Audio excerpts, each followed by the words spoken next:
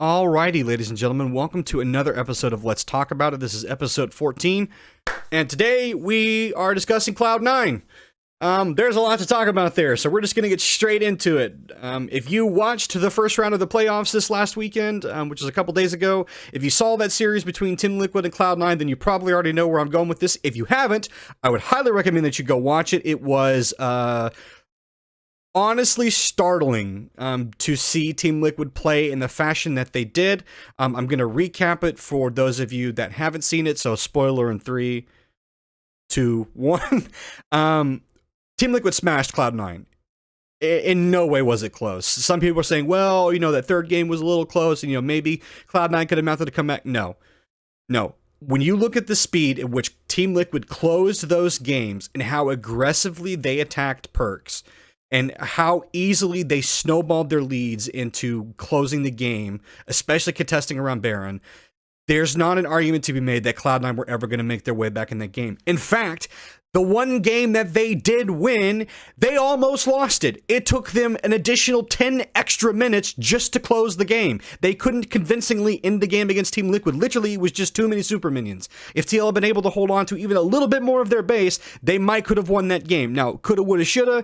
It's in the past. They didn't win that third game, but the fact remains that Cloud9 did not convincingly win that. It was very, very close. And then, of course, the next game, on the fourth game, TL came back and stomped them in the fastest match of that whole series. So, for anybody saying that it was, Cloud9 losing and not TL winning, you're crazy. It absolutely was not. And the fact that TL played the way they did, playing super aggressively, ganking early, taking team fights early, being proactive, Santorin looking like he was the FlyQuest Santorin, which is, someone that we haven't seen in a long time, with the bot lane with Tactical not basically inting, and then Core JJ just roaming, which, by the way, less than 1% of proximity with his support that entire series is absolutely ludicrous that Tactical wasn't punished more. And then you've got Alfari, who's just a monster in the top lane, who was gapping like literally every game. It's a fantastic performance from Team Liquid, and definitely a convincing performance for them going into their series. But this isn't all about Team Liquid. I want to talk about Cloud9. Cloud9 way dropped the ball. I think that they were just as surprised at the form that Team Liquid was coming out with, which I think was very surprising to everyone and is certainly worthy of another video, but not what I'm going to discuss here. What I do want to discuss is the ramifications of Cloud9 now being dropped into the lower bracket. And guys, I'm going to be real with you. It's not a set thing that they're going to win over Golden Guardians. I'm going to be real with you. Golden Guardians have definitely struggled this season. Some, drafting and strategy changes and definitely bringing Licorice into the team has helped. The last couple of weeks that they were playing, they definitely looked better, but, they have struggled a little bit to kind of find consistency and find wins. I definitely think that they got into the playoffs by the skin of their teeth, so I don't think that it was an easy road for them, and I think that this series against Cloud9 will definitely not be easy for them, but based on the way that Cloud9 played in the last series, and the fact that Team Liquid basically just exposed Perks to the entire league, and oh yeah, if you just bring 3 people and gank this dude because he's going to play super respectful, you'll just win, which is what they did in all 3 of their wins, Golden Guardians could look at that and go, if we can do that, we could win a series against Cloud9. Yeah, just point blank, I don't think Cloud9 are playing very well right now, and they have their work cut out for them for the remainder of this lower bracket runs. Let's assume they do beat Golden Guardians, right? Let's assume that they, regardless of how the series go, whether or not it's a clean sweep and they beat Golden Guardian 3-0, or whether or not it's a 3-2, whatever, right? Doesn't matter how they beat Golden Guardians. Even if they survive Golden Guardians, which I'm saying survive because I do believe that Golden Guardians' chances are decent at beating them, you have to look at the other teams that are coming down in that second bracket in round 2 of the lower bracket that they're going to have to beat. Let's rattle off the teams that could get knocked back down there again. TL, TSM, 100 Thieves, and EG, right? Let's just start from there. Let's start with the first one, TL versus TSM, right? Worst case scenario for them is TL gets knocked back down into the lower bracket. So now they would have to play the team that just smashed them in a series again. Not even that long after having played them. Maybe they get some time to study it, but to be honest with you, I think TL has their number, and if that happened, they would definitely, I think, lose against TL. Let's go with the other scenario. TSM gets knocked down there. Great. Now you have to deal with the first place team that finished in the league. Now, TSM did look shaky through the entire kind of season. They struggled a little bit here and there, but for the most part, they were pretty consistent and their wins were pretty convincing, right? And I think that the level at which they're playing across the board is pretty good. Certainly, they have a better bot lane than Cloud9 does, so I think that alone kind of lends itself to be a lead at which TSM could play around. So that's another challenge for Cloud9. If TSM gets in there, now you have to fight TSM. Let's look at 100 Thieves versus EG. EG looking a little scary right now, not gonna lie. Jizuke, a little less coin flippy. That last series that they played when they played Dignitas, granted it was Dignitas, looked pretty good. And I would have to say that between Impact and Jizuke kind of helping to carry that team quite a bit and them finding a lot of synergy as they get into playoffs. Not good for Cloud9 if you're struggling, especially if you struggle to beat Golden Guardians, assuming you do. Okay, now let's look at the other worst case scenario, which I don't think this will happen. I think 100 Thieves should beat EG, but let's say by some... I'm not going to say fluke because it's never a fluke when a team wins like that, but let's say by some horrific horror show, 100 Thieves gets knocked down into the lower bracket of round 2. Now Cloud9 has to play what is arguably the best team in the league. I say arguably because if TL keeps their form like this and TSM doesn't, kind of just turn sussy real quick, not good, right? If 100 Thieves kind of, keep that and, TL sort of become shaky and TSM, drop like a dead bird, then obviously 100 Thieves very much in the solo running for best team in the league. I think, personally with their bot lane across the board, just with that roster, I think that they very much are the best team in the league. Again, though, this is playoffs, best of fives are a different animal. But if you're Cloud9, you do not want 100 Thieves dropping into that lower bracket with you, like at all. You do not want that to happen. If it does, your lower bracket run becomes infinitely harder. And those are, again, those are the worst case scenarios, but they're all kind of worst case scenarios because all 4 teams in that round 2 in the upper bracket are really strong right now. There's an argument to be made for all of them just going straight to the 4th round, right? You could conceivably imagine, EG and, 100 Thieves, TL, TSM, all of those, you're like, oh yeah, I can imagine those guys in, the semifinals or the finals, yeah, no problem. Especially with EG playing as strong as they are and TL showing this random crazy new form where suddenly they have a tremendous amount of synergy that they didn't before. Which, and I do kind of use this analogy sparingly, but I did find it funny that it only took one Team Liquid series to turn Raz into a conspiracy theorist on Twitter, which I thought was hilarious when he was talking about calling the commissioner to, jokingly calling the commissioner to check it out. But yeah, I digress. If you're Cloud9, this is really the worst case scenario, being knocked down into this lower bracket, because especially with the teams that made it through into round 2, you're now going to have to fight an uphill battle the rest of the time to survive, to make it to the semifinals. I do not think we will see Cloud9 in the finals. In fact, I think they will be lucky to make it to the semis, to make it to round 4, if they make it that far.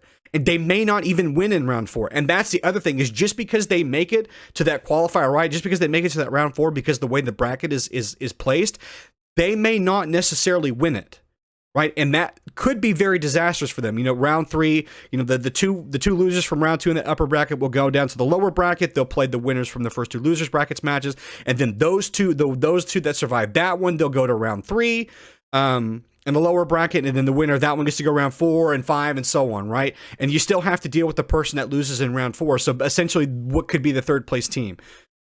There is no scenario where Cloud9 has an easy time for the rest of this. They have literally stuck themselves with the hardest option. It would have been easier to stay in the upper bracket, not that they really were given a choice in the matter, but it would have been easier for them to stay there. At least their chances of survival would have obviously been much better, which tends to be how it goes when you're playing a double bracket elimination. But with this specific scenario, with the teams that are left there, it's even worse, right? Again, we just named the 4 teams that they're going to have to survive. So they are literally fighting for their lives right now. They are not at any point going to have an easy time for the remainder of this playoffs. I think that it is going to take a tremendous amount of coordination, a tremendous amount of mental fortitude, and even more skill and coordination for them to get back in this thing. I really do. And, kind of looking at this Golden Garden matchup, on paper, Cloud9 should win it. But best of 5s are a different animal. Right, you may be down 2 games and suddenly you find yourself at silver scrapes, and we've seen plenty of those in the LCS playoffs and certainly even in the finals. So I don't want anybody to think that Cloud9 beating Golden Guardians is a foregone conclusion. It most certainly is not.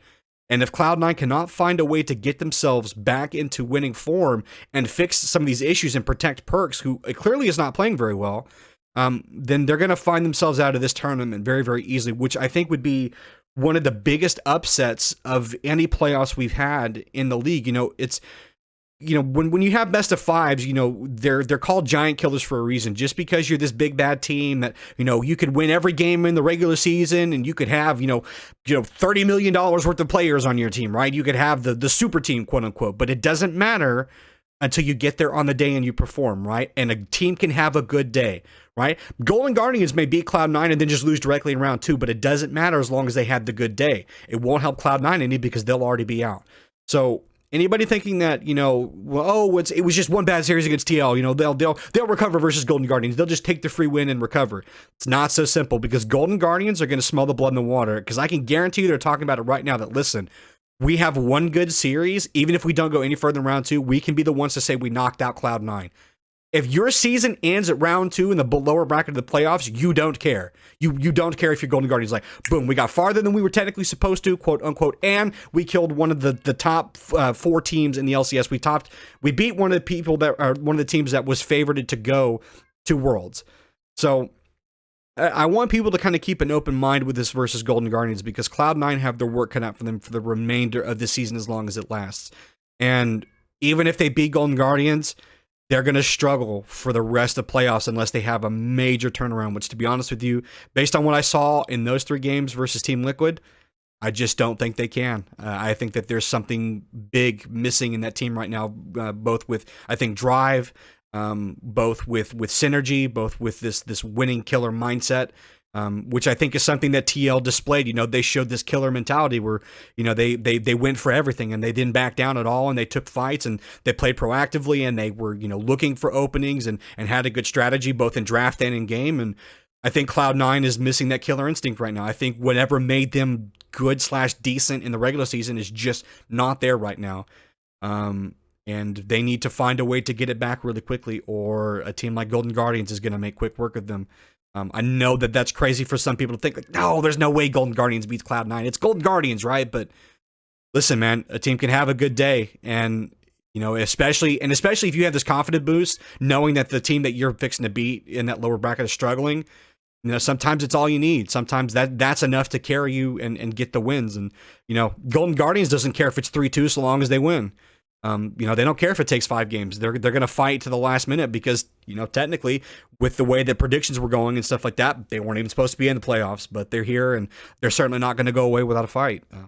So I think that it's going to come down to Cloud9 wanting to fight more and wanting to be in the playoffs longer, more than Golden Guardians. And quite frankly, I don't think that Cloud9's drive to stay there is as good as Golden Guardians. But we will have to see this, starting on Thursday, which is going to be great. I think it's great that the lower bracket matches are happening before the upper bracket matches, because of how important those are going to be. To be honest with you, I don't get me wrong, the upper bracket matches are going to be, absolute bangers. TSM TL was going to be crazy. They've been back and forth all season. I think TSM kind of getting the better of TL throughout the regular season. 100 Thieves versus EG. I mean, that's going to be crazy, because 100 Thieves barely missed out on first place. They got topped by TSM. I mean, EG is on the up and up right now. Jizuke and Impact kind of popping off. Definitely that team, showing some fantastic coaching decisions, and the way that they're adjusting throughout the regular season, I think has been fantastic. So those matchups are going to be banger. But I mean, this Immortals Dignitas, kind of a sleeper matchup. To be honest with you, I'm not really sure who's going to win that one. That's a 50-50, so it'll be entertaining. But the big match to watch this week is that Cloud9 versus Golden Guardians matchup, because if they don't come with killer instinct, if they don't get their stuff together and they don't get their minds right, I think that you're going to be seeing an early exit from Cloud9, and I think that would absolutely be a shocker, and that would be the biggest storyline out of this entire season, is that Cloud9 knocked out of lower brackets just because they weren't playing competitively enough.